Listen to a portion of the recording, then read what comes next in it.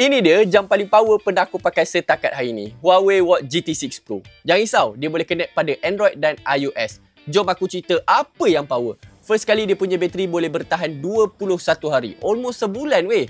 Untuk ketahanan dia menggunakan titanium body digabung dengan sapphire glass. Kalau korang suka menyelam, korang boleh buat free diving sedalam 40 meter. Memang padu. Selain daripada tu, korang boleh buat bayaran menggunakan jam ni. Korang boleh buat bayaran menggunakan Touch 'n Go. Dan kalau korang masuk office menggunakan kad akses, jam ni boleh simpan kad akses korang dan korang boleh pakai jam untuk masuk office. Selain daripada tu, dia ada beberapa fungsi lain, termasuklah yang paling bagus iaitu waktu solat. Sekarang korang boleh dah tengok waktu solat dengan jam saja. Dah tak perlu nak buka pada phone. Untuk skrin, dia menggunakan skrin AMOLED 1.47 inci dengan brightness setinggi 3000 nits. Dan kali ni Huawei dah upgrade dia punya GPS 20% dengan menggunakan sunflower positioning. Korang boleh dapat location dengan lebih tepat dan laju.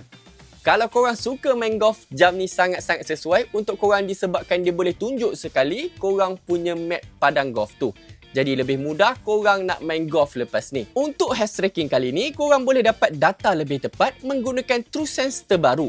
Yang mana korang boleh baca ECG, sleep monitoring, emosi dengan lebih tepat. Jadi kalau korang minat, korang boleh dapatkan sekarang. Ini dia Huawei Watch GT6 Pro.